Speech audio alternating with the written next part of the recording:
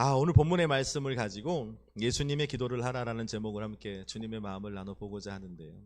참 오늘 37절 말씀을 보면서 저는 굉장히 위로가 됐어요. 37절 말씀에 보니까 뭐라고 기록되어 있는가 한번 읽어볼까요? 37절 시작. 예수께서 낮에는 성전에서 가르치시고 밤에는 나가 감람원이라 하는 산에서 쉬시니. 예수님이 쉬셨답니다. 할렐루야. 예수님 하면 졸지도 아니하시고 주무시도 아니하시고 이스라엘 위하여 밤낮 일만 하시는 주님으로 생각을 했는데 예수님도 쉬셨다는 거예요. 할렐루야.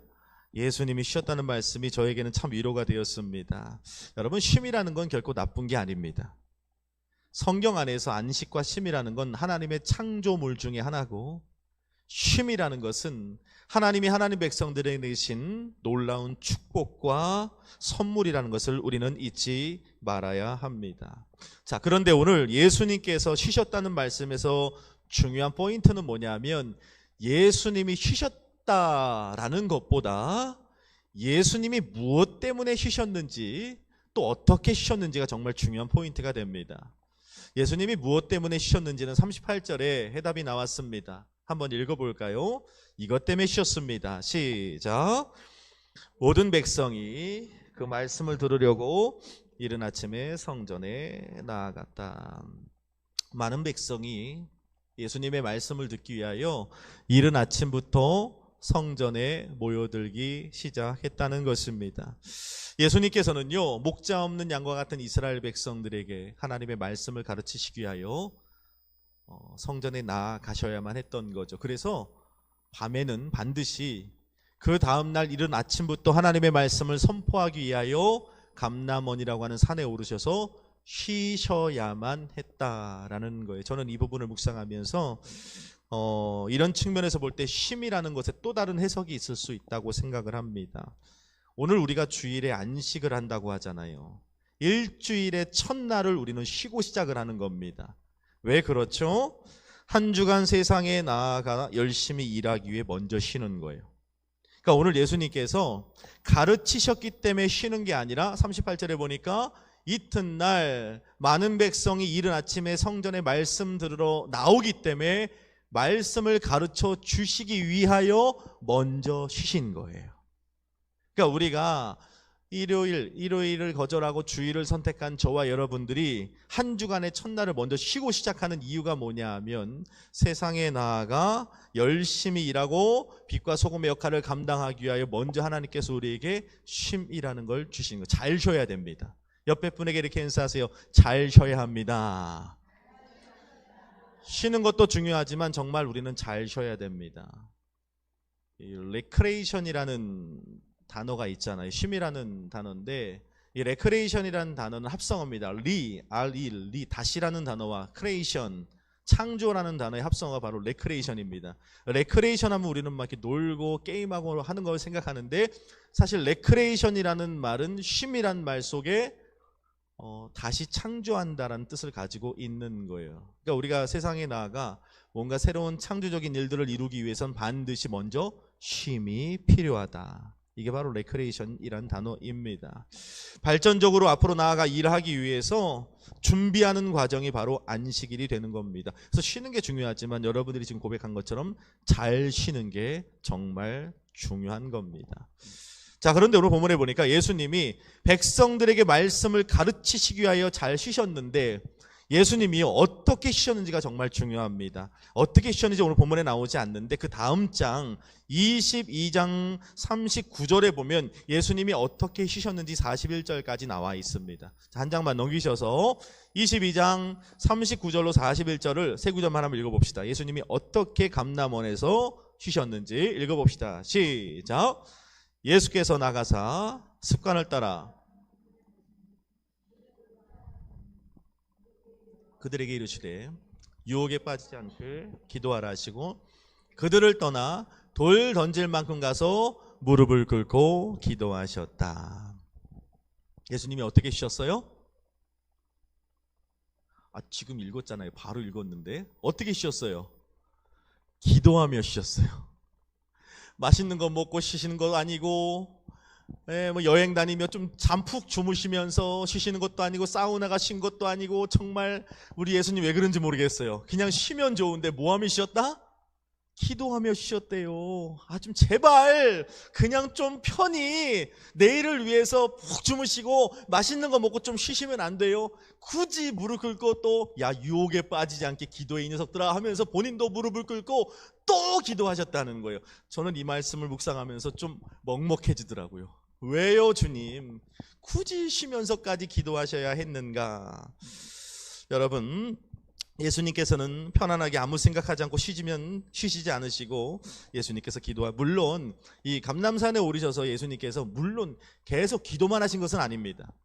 여러 가지 일들을 많이 하셨는데 예수님이 감람산에 오르신 그 첫 번째 목적은 뭐냐면 바로 기도하시기 위함이었다는 걸 우리가 본문을 통해서 알 수 있는 거예요. 기도하면서 쉼을 가지셨다는 겁니다. 그래서 오늘 예수님을 통해서 우리가 본받을 수 있는 건 뭐냐 하면 우리 역시 하나님의 형상을 따라 지음받은 저와 여러분, 예수의 그 길을 가는 예수의 제자된 저와 여러분들이 영육으로 온전한 쉼을 누리기 위해선 잘 쉬어야 되는데 어떻게 쉬어야 하냐면 하나님과의 영적인 교감 안에서 쉬어야 온전한 쉼을 누리게 될 줄로 믿습니다. 오늘 그걸 말씀해 주는 거예요. 그냥 쉬는 게 아니라 여러분, 우리가 온전한 쉼을 누리기 위해서 세상 사람들과 똑같이 맛있는 거 먹으면 진정 쉴 수 있느냐? 여행 다니고 혹은 좋은 것 먹고 좋은 것 보고 노래를 부르고 땀을 흘리며 취미를 즐기고 이러면 우리가 진정한 쉼을 쉴 수 있느냐? 세상 사람들은 생명이 하나이기 때문에 그럴 수 있어요. 근데 저와 여러분들의 생명이 몇 개라? 몇 개라? 그렇죠, 2개죠. 육신의 생명이 있지만 우리는 영적인 생명, 하나님의 형상을 따라 천국 백성으로 영적인 생명이 있는 자들이기 때문에 육신의 것을 채운다 그래서 온전한 쉼을 누릴 수 있는 존재가 아니란 말입니다. 영적인 부분들이 채워져야, 영적인 쉼이 채워져야만 우리는 진정한 쉼을 누릴 수 있는 거예요. 먼저 영혼의 안식이 이루어져야만 비로소 육신의 쉼을 누릴 수 있는 겁니다. 그래서 우리 담임 목사님이 끊임없이 말씀하잖아요. 영혼이 잘 돼야 범사가 잘 된다. 할렐루야. 따라합시다. 영혼이 잘 돼야 범사가 잘 되고 범사가 잘 돼야 영육이 강건하다. 이게 끊임없이 목사님께서 하시는 말씀 아닙니까? 영혼이 잘 돼야 그 다음 단계가 바로 범사가 잘 되는 것입니다. 하나님과의 영적 교제를 통하여 영혼의 안정을 이룰 때 비로소 범사의 보람이 있고 더불어 육신의 강건함이 뒤따르게 되어 있다. 이게 바로 성경의 원리라는 것입니다. 그래서 예수님께서는요, 감람원에 머무시면서 쉬시는데 단순히 육신의 쉼을 가지신 것보다 하나님과의 교감과 교제를 통하여 기도하시며 쉬셨다는 것을 우리는 알아야 돼요. 쉴 때 기도하십시오. 기도하며 쉬십시오. 옆에 분에게 선포하시죠. 기도하며 쉽시다. 고백 안 하는 사람들이 있는데 여러분 기도하며 쉬셔야 돼요. 그런데 오늘 예수님께서 그렇다면 이 감람원에 오르셔서 기도를 하셨는데 도대체 어떻게 기도를 하셨을까?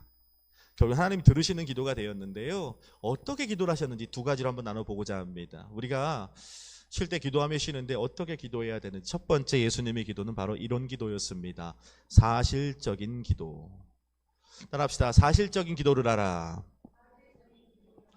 예수님께서는요, 감람산 오르셔서 습관을 따라 올라가셔서 제자들과 함께 사실적인 기도를 드리셨다는 겁니다. 많은 사람들이 기도를 한다고 해요. 오늘 이 밤에도 나와서 하나님 앞에 부르짖고 울부짖고 탄식하며 하나님 앞에 간절히 기도하고 갑니다.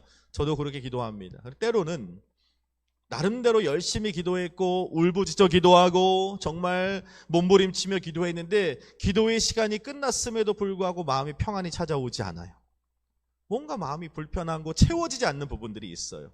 시원하지 않는 그런 마음들로 돌아갈 때가 있다는 거예요. 저만 그래요? 여러분들 그럴 때 있어요, 없어요?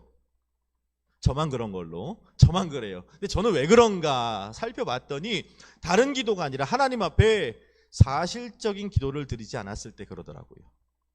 중언부언의 기도를 한다거나 형식적이고 습관적인 기도를 한다거나 하나님 앞에 사실적인 나의 중심을 드리는 기도를 드리지 않았을 때 기도가 끝난 후에도 평강이 찾아오지 않는 거예요. 예전에 제가 사역을 할 때 한 교회로부터 주일 저녁에 와서 예배를 드려달라는 그런 부탁을 받았어요. 그래서 3개월 동안 제가 그 교회 주일 저녁에 가서 그렇게 강해를 하면서 말씀을 전했던 적이 있는데 기가 막힌 한 남자분을 만났어요. 하여튼 기가 막히고 코가 막힌 분이에요. 예배를 드리는데 예배 시간에 맨 앞에 앉아요. 은혜 받으려고 앉으면 참 좋겠는데 맨 앞에 앉아서 뭘 계속 받아 적어요. 그래서 예배 끝나고 나면 날 찾아오는 거예요. 그리고 이거는 왜 이렇고 저거는 왜 저렇고 하고선 계속 따지는 거예요. 그리고 그 다음 주부터는 예배 시간에 딱 그 교회를 찾아가면 참 희한하게도 예배 전에 저를 찾아와서 말을 걸어요.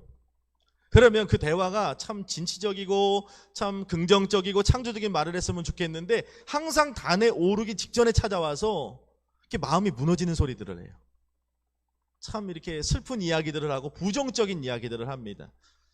참 마음이 어려운 거예요. 그래서 제가 지금도 우리 성도님들은 잘 아시겠지만 저는 단에 오르기 전에 이렇게 대화를 하지 않죠. 인사 외에는 전화도 안 받고 이렇게 목양실에 사무실에 있다가 딱 그냥 오는 편입니다.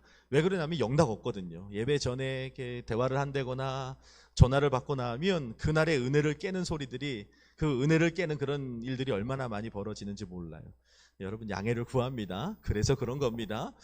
그런데 그날도 예배를 드리려고 또 가는데 그 집사님이 목양실에 들어왔다 나가시더라고요. 그때는 그냥 고개를 쓱 돌려버렸어요. 그랬더니 이분이 그 목양실 그 담임 목사님 책상 위에다 뭘 이렇게 두고 나가시더라고요. 그래서 보려고 본 게 아니라 그냥 이렇게 두고 가니까 이렇게 해서 그냥 지나가다 살짝 봤는데 거기에 뭐라고 써 있냐면 제 이름이 올라와 있더라고요. 한신 목사님 그만 오게 해주세요. 와, 너무 충격이었어요. 우리 교회도 할 일이 너무 태반인데 목사님의 그 부탁을 받고 정말 어렵게 3개월 동안 그곳에 가서 말씀을 전하고 있는데 뭐 고맙다는 얘기를 들으려고 간 건 아닙니다만은 사명받아 주님의 부르심이라 여기고 제가 찾아간 건데 거기에 너무 크게 한신 목사님 그만 오게 해주세요 이렇게 써 있더라고요. 마음이 어땠을까요? 무너지죠. 그런데 그날 아무렇지도 않은 듯 그분 앞에서 웃고 힘차게 찬양하고 말씀 전하고 가서 안수 기도하고 참 그래야 된다는 것이 굉장히 힘들어요. 나중에는요 시간이 흐르면서 저도 연약한 인간인지라 마음속에 요만큼 미움이 들기 시작하더라고요. 아, 정말 안 그랬으면 좋을 텐데 왜 그러실까 하면서 요만큼 미운 마음이 들어서 참 제가 힘들었어요. 그렇게 힘든 마음을 가지고 제가 어느 날 선배 목사님을 찾아가 저의 상황을 말씀을 드렸어요. 예배를 드릴 때 한 집사님이 꼭 저를 찾아와서 참 어렵게 하는데 목사님 제가 어떻게 할까요? 라고 질문했더니 이 선배 목사님이 저에게 따끔하게 말씀을 하시는 거예요. 목사님 지금 그 상황 앞에서 목사님의 기도는 뭐예요? 이렇게 물어보더라고요. 위로하고 격려할 줄 알았더니 지금 이 상황 앞에서 목사님의 기도는 뭐예요? 사랑하는 마음을 달라고, 그 집사님을 용납하고 용서할 수 있는 넓은 마음을 달라고 그렇게 하나님 앞에 기도합니다. 그랬더니 이 목사님이 저에게 아주 충격적인 이야기를 했어요. 뭐라고 한지 아십니까? 교만한 자리에서 내려오십시오. 하나님의 자리에서 내려오십시오. 이렇게 말씀하셨어요. 아니 내가 뭘 그리 교만한데, 아니 뭘 내가 그렇게 하나님의 자리에 있는 거지? 그를 사랑하고 그를 용서하고 용납할 수 있는 마음을 달라고 기도한 것이 그게 교만한 건가? 그게 하나님의 마음인가? 그때는 굉장히 뾰루퉁해지더라고요.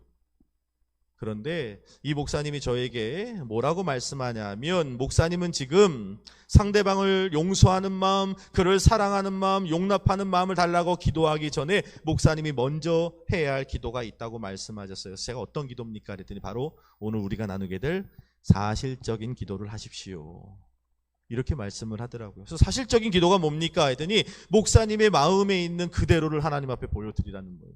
목사님이 정말 그를 사랑하고 용납하고 용서하기를 원하세요? 아니면 지금 마음의 그 미움이, 그 분노가, 그 섭섭함이 어떻게 작용하고 있어요? 그 마음을 먼저 하나님 앞에 고백하라는 거예요. 하나님, 저 집사님 때문에 나 지금 속상해요.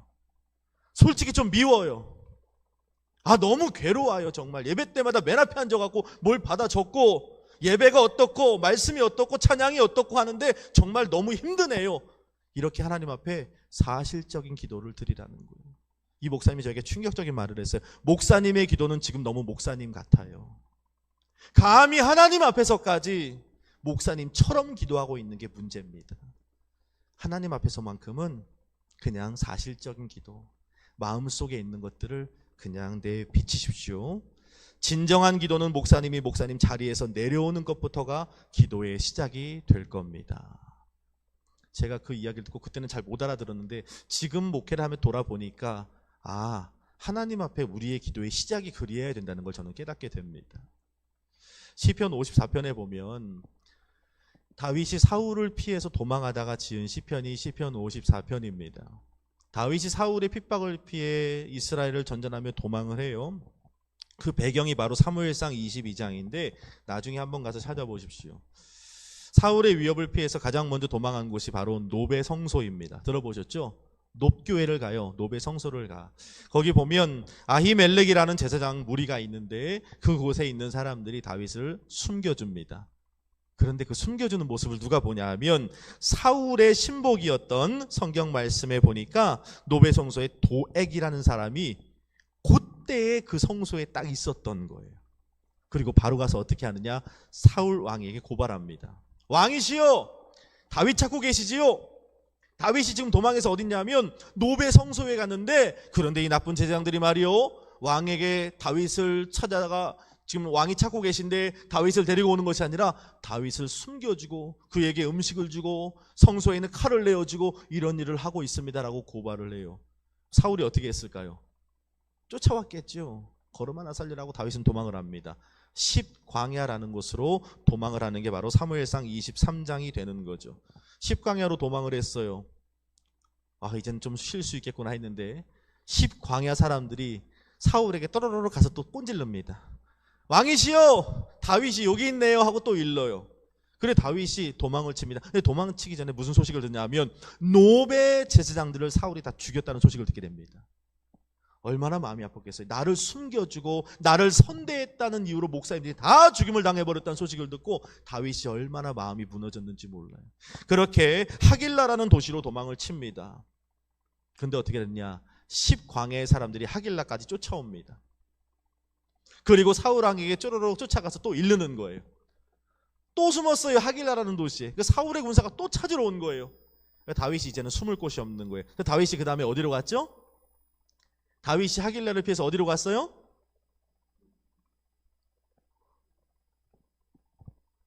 블레셋가 네, 박수 쳐드릴게요. 좀 두 분 대단하십니다.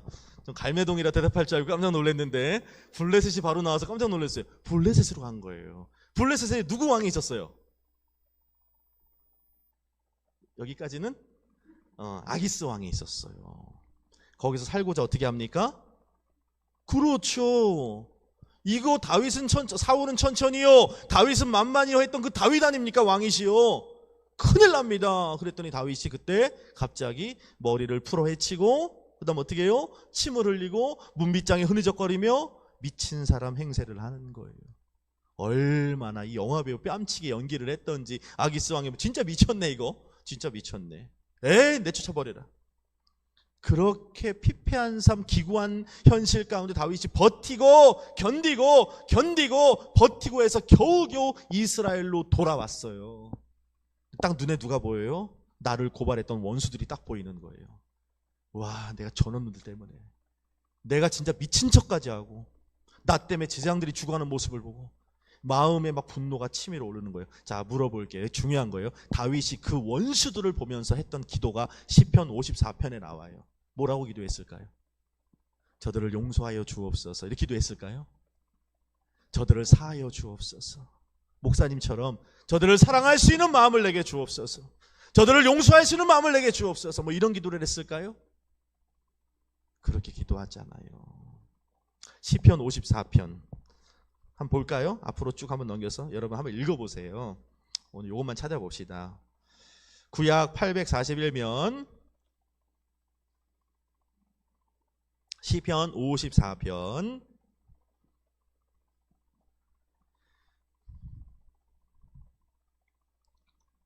구약 840면 3절을 한번 먼저 읽어볼까요? 그 위에 54편에 보면 여러분 그 위에 파란 글씨로 되어 있죠. 다윗의 마스길 인도자를 따라 현악에 맞춘 노래. 10사람이 사울에게 이르러 말하기를 다윗이 우리가 있는 곳에 숨어 있지 아니하였나이까 하던 때에, 이렇게 되어 있죠. 제가 지금까지 설명했던 바로 그 내용입니다. 자, 원수를 봤어요. 3절을 한번 먼저 읽어봅시다. 시작. 낯선 자들이 일어나 나를 치고 포악한 자들이 나의 생명을 수색하며 하나님을 자기 앞에 두지 아니하였음이니이다. 이렇게 말해요. 그리고 이제 5절에서 나오기 시작합니다. 읽어봅시다. 5절 시작.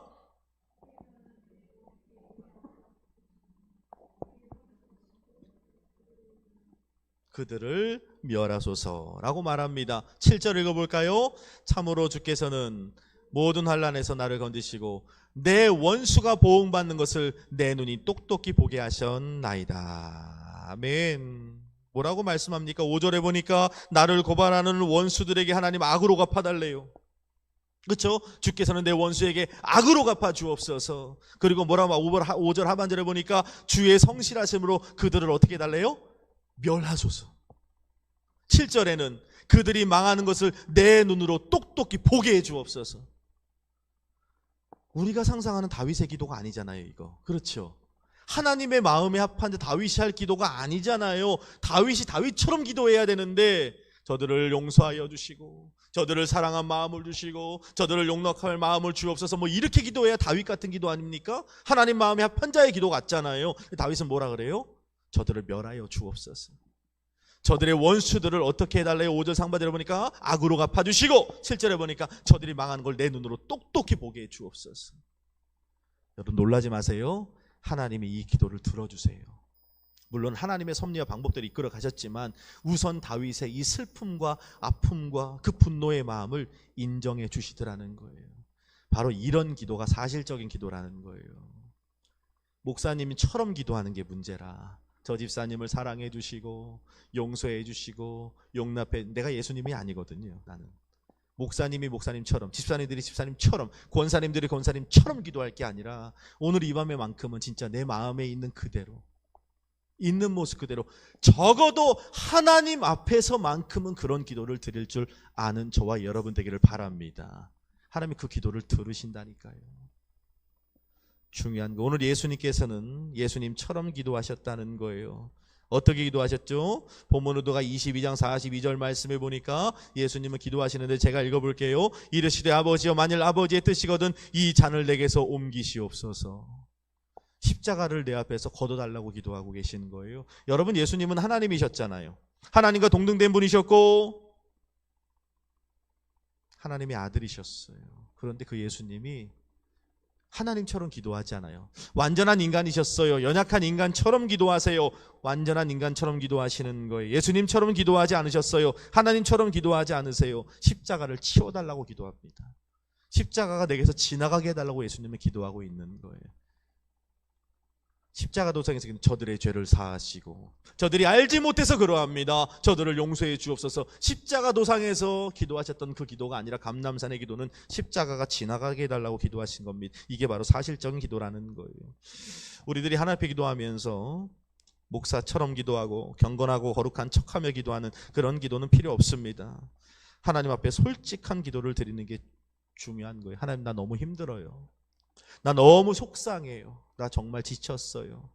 하나님 정말 괴로워요. 못하겠습니다. 미워 죽겠어요. 어떻게 자기만 저렇게 생각을 합니까? 어떻게 나를 눈물 나게 하고 이렇게 억울하게 하고 나를 속상하게 합니까? 정말 이해할 수 없어요. 내 마음에 있는 것들을 사실적으로 적어도 하나님 앞에서만큼은 쏟아낼 줄 아는, 하나님 앞에서만큼은 나의 영혼과 나의 삶의 모든 상태를 벌거벗긴 채 보여드릴 수 있는 저와 여러분들이 되어야 한다는 걸. 왜? 예수님이 그렇게 하셨기 때문에. 우리 주 예수 그리스도께서 몸소 그 기도를 보이셨기 때문에 우리는 그 기도를 따라가야 하는 겁니다. 그것이 왜 그러냐 하면 여러분 우리 자녀들이 우리 부모님 앞에서 어떻게 말을 해요? 있는 그대로 얘기하잖아요. 친구 앞에서 어떻게 합니까? 있는 그대로를 다 얘기하잖아요. 하나님 앞에서도 우리가 우리 있는 그대로를 사실대로 표현할 줄 알아야 됩니다. 오늘 내가 드리는 기도의 내용은 내가 하나님을 어떤 분으로 믿고 있는가에 대한 표현이 되는 겁니다. 오늘 예수님께서는 십자가를 지나가게 해달라고 기도하셨습니다. 십자가 이후의 부활도 아셨고 십자가 이후에 있는 하나님 보좌 우편의 영광도 아셨어요. 아셨지만 오늘 예수님의 마음속에 있는 이 십자가가 내게서 지나가게 하옵소서. 예수님이 십자가 앞에서 고민하여 심히 죽게 될 만큼, 제자들에게 기도를 요청할 만큼 예수님 너무 힘드셨거든요. 그걸 하나님 앞에 숨기지 않으셨어요. 그대로 보여주셨다는 겁니다. 예수님께서 드리신 기도는 먼저 내 마음을 있는 그대로 솔직히 쏟아내는 기도였습니다. 여기서부터 기도가 시작돼야 옳습니다. 이러한 사실적인 기도는 먼저 하나님을 신뢰하고 나의 연약함까지도 받아주시는 하나님을 믿을 때 나오는 기도가 될 수 있다는 걸 우리는 잊지 말아야 됩니다. 자, 오늘 이 밤 어떤 기도 제목을 갖고 오셨습니까? 여러분 어떻게 기도하세요? 아직도 목사처럼 기도하고 있습니까? 아직도 직분자처럼 기도하고 있습니까? 내려놓으십시오. 누가 들을까봐 넓잖아요. 구석구석에 가서 막 이렇게 소리치며 기도하십시오. 오늘 음악 크게 해주시면 괜찮아요. 하나님 앞에 있는 그대로 기도하실 때 주님이 여러분들의 기도를 책망하실 것이 아니라 그 연약함을 받으시고 주님의 선하신 뜻으로 여러분들 인도하실 줄로 믿습니다. 또 한 가지 우리가 살펴볼 것은 무엇이냐면 예수님의 기도는 사실적인 기도였고 두 번째는 나의 뜻을 내려놓는 기도였다는 겁니다. 따라합시다. 나의 뜻을 내려놓는 기도를 하라. 예수님의 기도는 내 뜻을 내려놓는 기도였습니다. 여러분 내 뜻을 내려놓기 위해 기도해 본 적 있으십니까? 내 뜻을 거절하기 위해 몸부림쳐 본 적 있으십니까? 내 뜻을 내려놓고 나의 방법과 나의 이성과 나의 상식과 내가 정한 그 나의 경륜들을 내려놓는다는 것이 얼마나 어려운 것인지를 오늘 예수님의 기도를 통해서 우리가 알 수 있는 거예요. 오늘 예수님의 기도는 어떻습니까? 22장 44절에 보니까 예수님은 이렇게 기도하십니다. 읽어볼까요? 누가복음 22장 44절 시작. 예수께서 힘쓰고 애써 더욱 간절히 기도하시니 땀이 땅에 떨어지는 피방울같이 되더라. 아멘. 질문해 볼게요. 예수님이 기도하시는데 그냥 기도하신 것이 아니라 힘써 기도하십니다. 힘쓰는 것으로 끝이 아니라 애써 기도하세요. 여기서도 안 되니까 그 다음에 간절히 기도하세요. 간절히가 뭐죠? 간이 저릴 만큼 기도하는 게 간절이래요. 근데 거기서도 안 끝나고 맨 끝에 보니까 땀이 땅에 떨어지는 피방울같이 될 만큼 기도하셨대요. 거기서 또 끝이 아니에요. 그 전 구절에 보니까 뭐라고 나왔어요? 천사가 하늘로부터 예수께 나타나 그 힘을 더하더라. 이렇게 말씀해요. 천사가 하늘에서부터 내려와 예수님의 기도를 도와야 할 만큼 몸부림치는 기도를 했어야만 했다는 거예요. 감람원에서. 왜 이런 기도를 했어야 할까? 바로 그 답은 이만큼 내 뜻을 내려놓는다는 것이 결코 쉬운 일이 아니었다는 거예요. 대부분 제가 사역자들, 저도 사역을 하지만 대화를 해보면 내려놨대요. 맨날 내려놨대. 내려놓을 거래. 내려놓는다는 건 사실 그런 자기가 힘들고 어렵고 버거워서 내려놓은 거랑 오늘 예수님의 내려놓은 것과는 완전 내용이 달라요. 우리가 내려놓기 전에는 예수님처럼 이런 몸부림침의 기도가 바탕이 되어야만 해요. 애쓰고 힘쓰고 간절히 땀이 땅에 떨어지는 피방울 될 만큼 하늘에서 천사가 내려와 나를 도울 만큼의 기도를 해본 사람만이 내려놨습니다 라고 말할 수 있는 거예요. 내려놓을 수 있는 능력을 하나님이 그런 사람들에게만 담아주시는 거예요. 십자가가 하나님의 뜻이 분명하지만 그 뜻을 알고 계시지만 십자가 이후의 부활과 영광과 하나님 보좌 우편을 다 알고 계시지만 예수님에게 이 십자가는 너무 힘든 거죠. 고민하여 힘이 죽게 될 만큼 힘든 거예요. 우리들의 뜻이라는 게 얼마나 강력한 힘을 가지고 있는지 여러분 이 시편 23편의 말씀을 아시죠? 한번 암송해 볼까요? 1절만 시편 23편 시작. 여호와는 나의 목자시니 내게 부족함이 없으리로다. 와, 또 박수 드려야겠어. 어떻게 잘하세요? 이야. 그런데 사실 이 시편 23편의 말씀은 온 기독교인들이 가장 흠모하고 사랑하는 구절이긴 하지만 사실 그렇게 낭만적인 배경을 갖고 있진 않아요. 뭐 어떤 분들은 다윗의 노년에 쓴 시편이다라는 뭐 이야기도 있지만 사실 제일 많이 해석하는 부분들이 학자들의 얘기는 압살롬의 반역을 피해 도망할 때 지은 시라고 이야기들을 합니다. 근데 백성의 민심이 다 돌아섰고 자신들의 신하들은 계속 반역을 하고 있고 아들이 들어오니까 성경에 보면 신도 제대로 신지 못하고 걸음 하나 살려라 하고 도망을 치고 있는 상황이라는 거예요. 자, 물어볼게요. 그런데 다윗은 뭐라고 고백하냐면 여호와는 나의 목자시니 내가 부족함이 없대요. 여러분 부족함이 없다는 고백은 언제 하죠? 부족함이 없는 삶이라는 건 뭔가 채워졌을 때 부족함이 없다고 하잖아요. 자, 다윗의 삶에 지금 채워짐이 있습니까? 채워짐이 없잖아요. 왕위도 빼앗겼고 압살롬이 쫓아와 1만 2천의 군사를 풀어서 아버지 도망갔습니다 했더니 도망간 것으로 끝나지 않아. 12,000 군사야. 무조건 잡아 죽여야 된다. 아버지를. 백성의 민심이 다 압살롬에게로 돌아갔죠. 신하들도 한 명 막 돌아서서 압살롬에게로 가는 겁니다. 가는 곳마다 막 돌멩이 던지고 다윗을 욕하는 거예요. 갖춰진 게 하나도 없습니다, 여러분. 다윗의 뜻이 성취되고 바라던 바가 이루어지는 것이 하나도 없는 거예요. 근데 다윗은 지금 뭐라고 고백하냐 하면 내가 부족함이 없으리로다. 어떻게 그럴 수 있을까요? 왜 그런 고백을 했죠? 앞에 수식어가 중요한 거예요. 여호와는 나의 목자시니 비록 내 삶에 주어지는 건 하나도 없지만, 내 뜻대로 되는 건 하나도 없지만 그래도 부족함이 없으리로다. 할렐루야.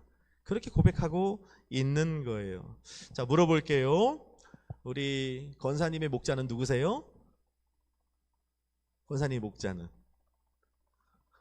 아니, 주님 죄송합니다. 제가 목자가 되어버렸습니다. 우리 권사님의 목자는 우리 주님. 똑같아요. 우리 다윗의 목자 하나님인 것처럼 우리 권사님의 목자는 주님. 우리 집사님들의 목자는 하나님. 우리 다른 성도님들의 목사님도 다 하나님이시잖아요. 그럼 물어볼게요. 하나님 목자신데 여러분의 삶에는 부족함이 있어요? 없어요? 없어요? 이러면 설교할 수가 없는데. 부족함이 있어요? 없어요? 믿을 것은 그것뿐이라. 있어요? 없어요? 부족함이 넘치죠?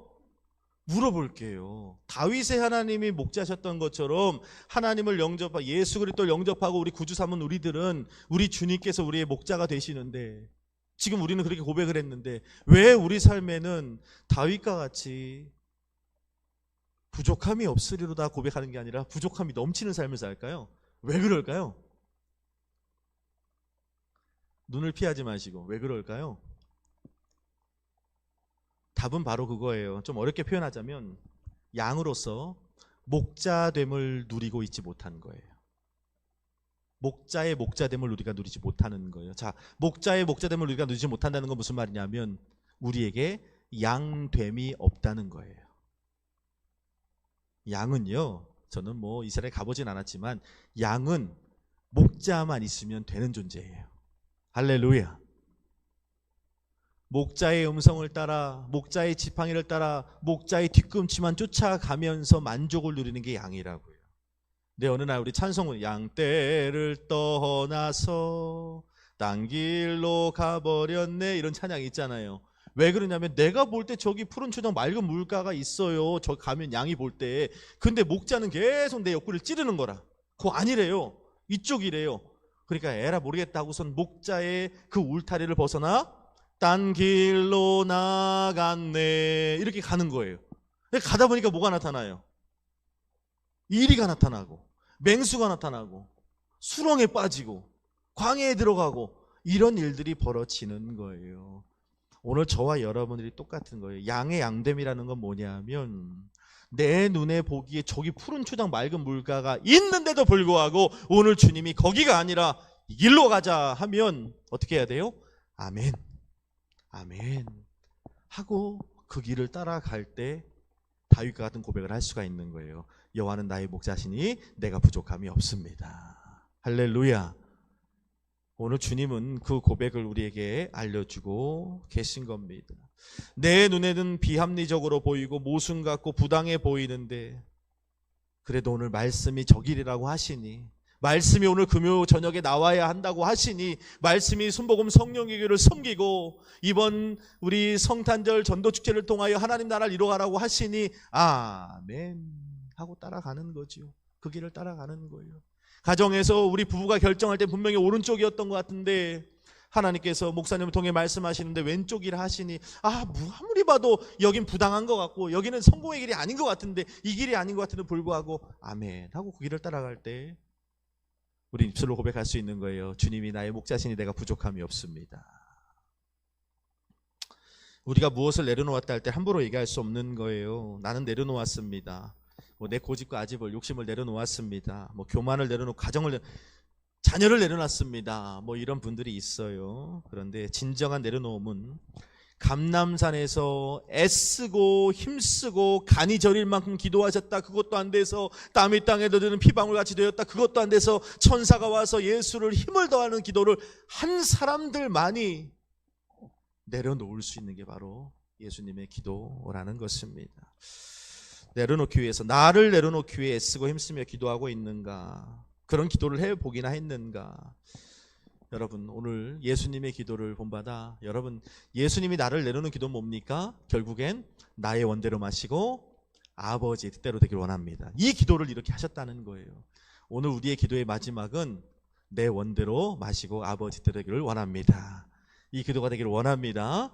결코 쉽지 않지만 그 기도를 할 때 우리에게 주시는 참 만족을 우리는 누릴 수 있게 될 것입니다. 말씀을 정리할게요.